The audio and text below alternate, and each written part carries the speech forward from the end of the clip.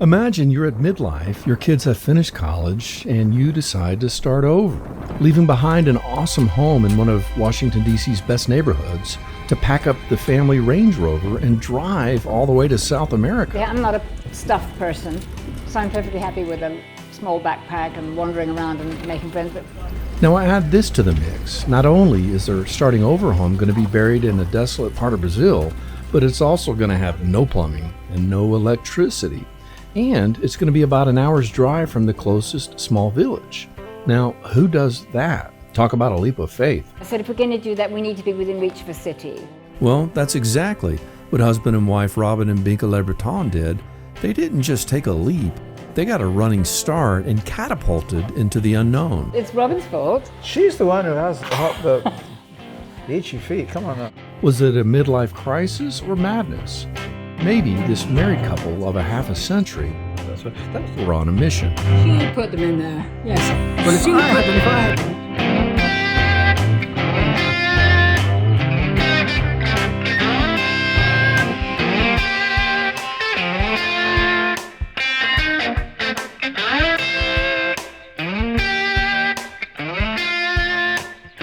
taken it out off the time.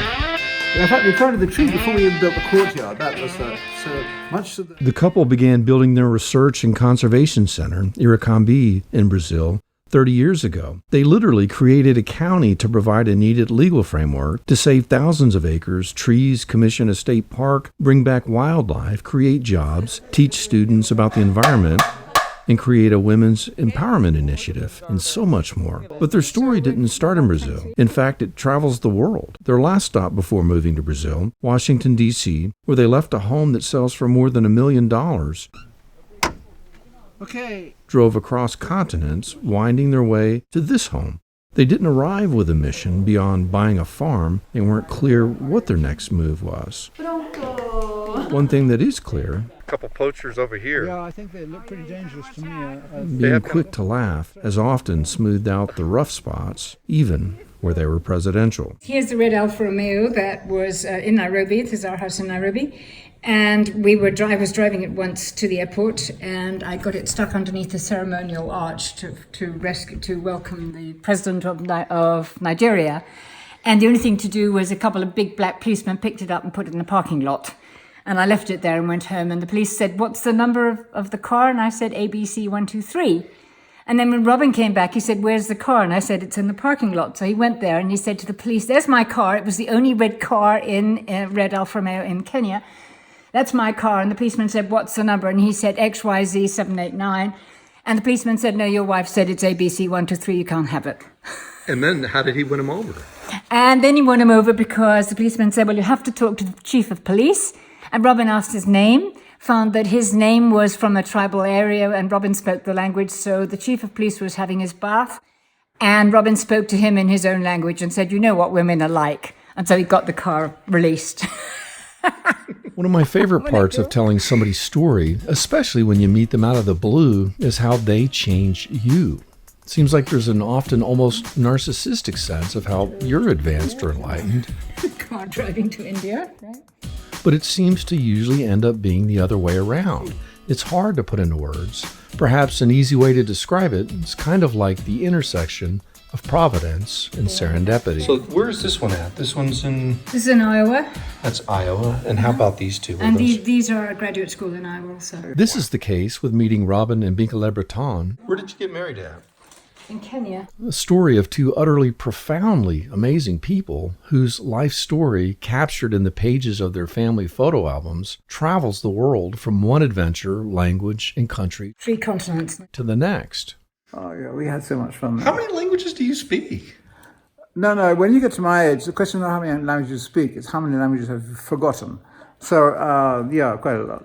I used to. No, when the movie wins an Oscar.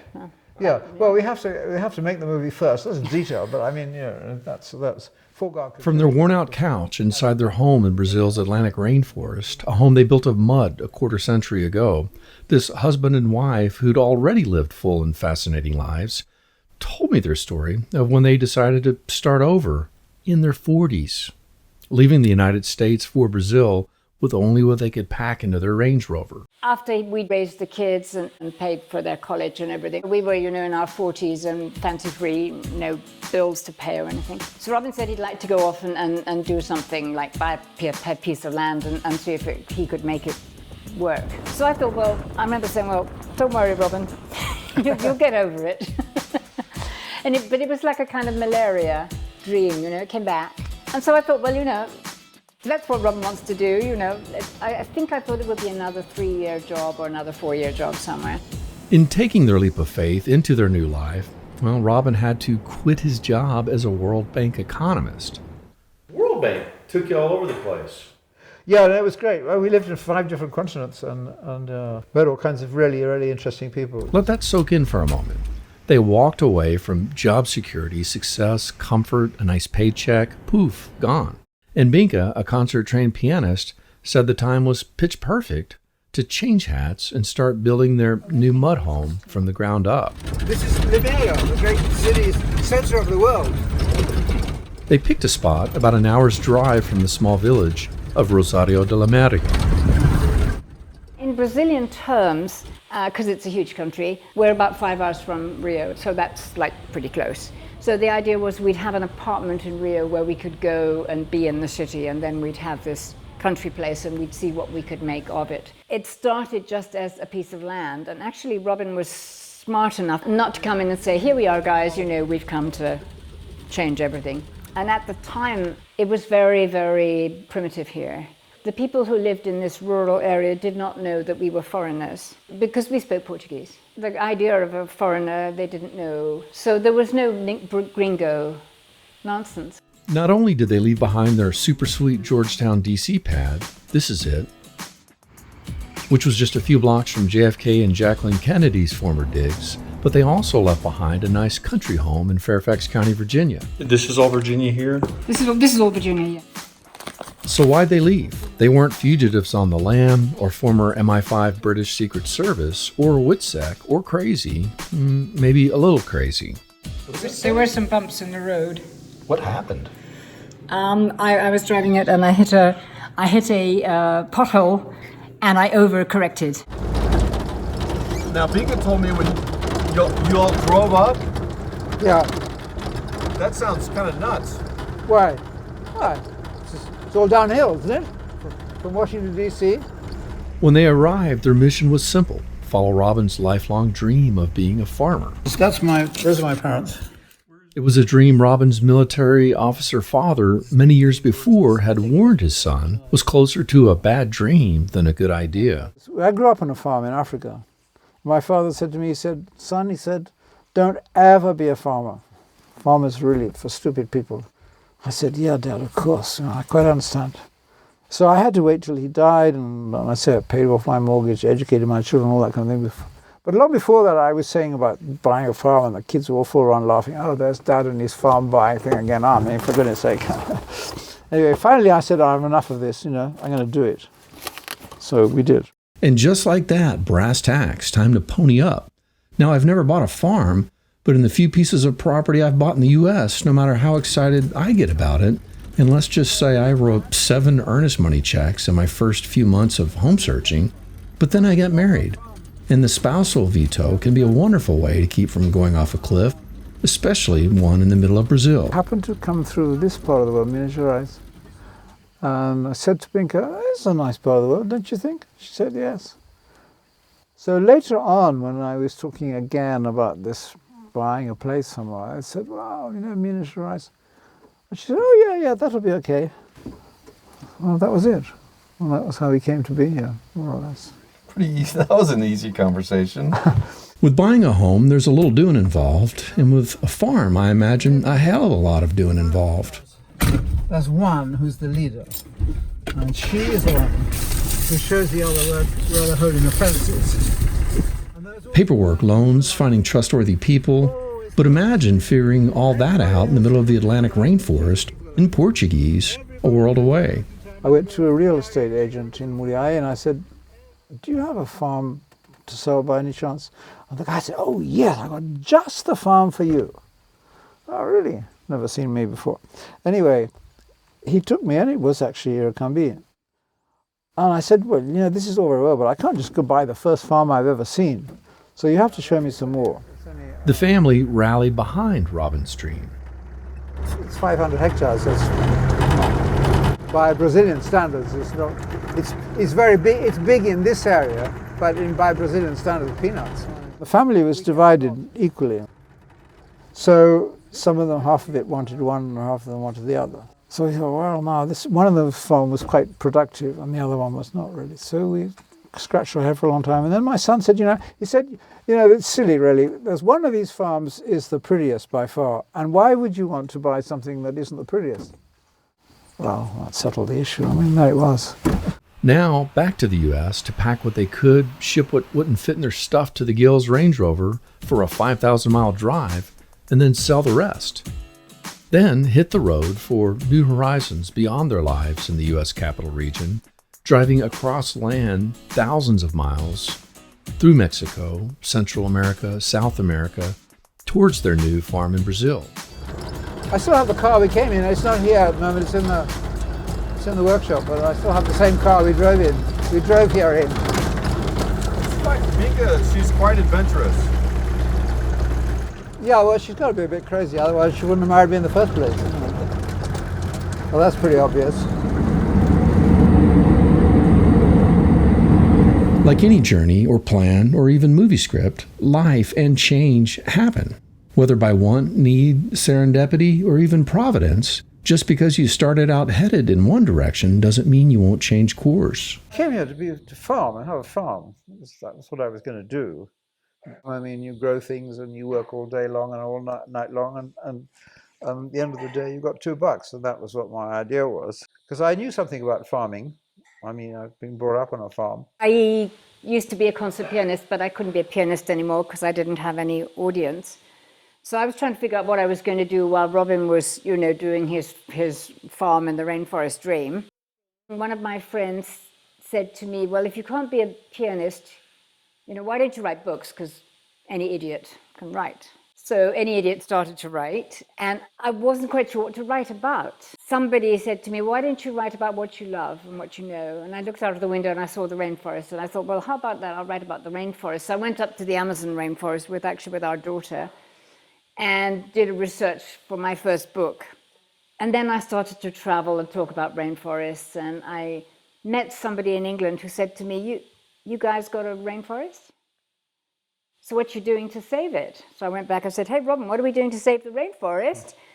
And then we thought about it, and we thought, well, why don't we start looking into how to manage the forest and how to restore the forest, and what are the factors that lead to its degradation? It rapidly became obvious that there was something missing here, and it just so happened at that very time was the beginning of the environmental movement in Brazil. 1902 was the International Environmental Conference in Rio de Janeiro. It became a big event in environmental history all over the world. As a matter of fact, that Rio conference was very significant. Now it was time for boots-on-the-ground research. Robin sought out a local university professor, someone with expertise on the rainforest. I went to the university and I said to the professor there, how do you stop the forest being cut down? And he said, what? Look at Felipe. I said, okay. Once the forest is being cut down, how do you get it started up again? And he said, what? So I realized then that actually these were perfectly simple things that actually nobody had ever thought about around here. That was really when we thought, well, maybe we have to answer some of these questions before we go around telling other people what to do. We need to find out for ourselves whether actually that's the right thing. So that was really kind of how it all got started. Not one of those fancy city limousines. Driving through these dirt roads in present day, which Robin said were mostly built by hand, the beauty is undeniably breathtaking. Also undeniable, how somebody just like Robin might want to fight to keep it that way. This is what they're mining. This is the bauxite. Okay. The aluminum? Yeah, you get aluminum from. Okay. Robin said strip mining, just like fracking, What's in here is a bill of goods sold by developers that destroys the land. you take the topsoil off, and you stack it down in a pile there, and then that's about 1 meter deep. And then you've got the deposit of the actual mineral that you're after, which is probably 3 to 4 meters deep. And then you take all that away, and then when you finish, you put the topsoil back, spread it all around, and you say to the farmer, there you are, there's your land back to where it was before. Which, of course, anybody who knows anything about farming is absolute rubbish, because it just isn't like that at all. Soil is a complex living organism. You can't just pick it up and throw it over there and drive a tractor over it and leave it in the sun and leave it in the rain and pretend it's all the same afterwards. It's not. That just doesn't work that way. When they arrived on their soon-to-be farm, it was before Brazil's conservation movement had begun. You see, the environmental movement in Brazil is very new, whereas you've had environmentalists in the US, and certainly even before the Second World War. In Brazil, I can actually pretty well remember when it started, because there was a series of articles in leading magazines about burning of the forest, and at the same time an English journalist made a film about it. The former world bankers said Brazilian rainforests were routinely burned to the ground to create pastures for cattle. So Bolsonaro has only been in office for 8 months now. The same phenomenon, he said, as recent fires in the Amazon, the ones where the world watched aghast with a sort of "how dare they" posture. So the sovereignty issues. I mean, who does the Amazon belong to? It belongs to Brazil. Why are other people going on about? I mean, what's it got to do with them anyway? It's our land. It's our country. Well, but what the hell are they? Why are the French people getting all excited about the president of France getting all excited about what we're doing? We don't get excited about what he does in his country. I admit I was more in that camp than not. The mindset of why in the hell are they burning their forest down, the world's lungs, killing millions of animals in the process, for cattle and coffee? And you also have to remember that the Amazon forest is half of Brazil. It's half the country. It's not just a little corner over there. It's half the country. So you have to be a brave man to say to somebody, oh, well, you mustn't develop half your country. You should just leave it. Think about it. And that's really the argument. The native Kenyan spoke eloquently to the need for both conservation and development, thoughtful development that helps Brazil's economy and people without destroying the land. The base of the coffee tree here, you see the soil is quite substantially higher than it is here. Why? Because all the soil around the edges of that has been washed away, leaving just the soil around the tree. So that means that all the fertility of the land and everything has all gone down the hill into the river. And there's nothing to stop it. Now in other parts, I will show you later on another place, but where or even if you look at that coffee field over there on the other side, you see there's a white thing that looks like something white in the middle of it. Yes. Below that, the rows of coffee, which is the dark green, and between them are rows of light green. Robin challenged me to see further, an intellectual prodding of sorts that I grew to understand as quintessentially Robin. The long-term provision is that indeed, probably the Amazon forest will in time turn into grasslands. And in that case, that means there won't be any rain generated for us here. So quite what will happen then to the southeast of Brazil, I really don't know. So that's really what the issue is, what the long-term future for the rest of the country will be if all the forest is burnt down. But on the other hand, we do need the development there's a lot more things we can do in our country that would help people to have better living standards. And is the government justified in not doing that, in holding back, say, oh, we're not going to do that, we're not going to sell off these resources in order to provide you with the health services and education services you need, because we need to keep them for future generations. What kind of an argument is that? A hard one for a politician to make that argument. It's probably true in the long term. Unfortunately, the impact is not just for Brazil. Obviously, this involves the ecology and the environment of the entire Earth. I mean, I watch the world burning sort of thing. At work we start getting the video in. I'm like, wow, it's shocking. Yeah. I mean, what do you think about all this? The fires and the burning, and you probably know some of the inside baseball, I guess. You have to be very careful talking about that in Brazil, because there is quite a widespread belief that the campaign against burning is all part of an imperialist plot, mainly run, of course, by Americans, to keep Brazil poor. With the new government, we have a big change in terms of Brazilian environmental politics. We have less funding support for conservation. A sugestão de que o presidente dessa casa faça uma moratória. If you think about it, the Americans, people burnt all that forest off years ago and grew filthy rich in the process. And then when we try and do the same thing, they come along and say, wag their fingers at us and say, hey, no, you mustn't do that. It was particularly at this moment that I realized Robin, just like his wife Binka, was going to have pleasant surprises all along the way. And then at the end of this trip, when we were traveling around South America, we went to a party in Mexico. And we had a martini. We had 6 martinis. And at the end of 6 martinis, we found that somehow or other that we were signed up to go to graduate school in the States without actually remembering where it was. And this couple that looked like models straight out of an early fashion magazine took a leap in midlife, changing course in midair, and from the looks of things, still haven't yet hit the ground. After all, isn't that how it usually is with people on a mission? How many of those constitute a single cup of coffee? I wonder. I'd say 100. Honestly, I haven't any idea.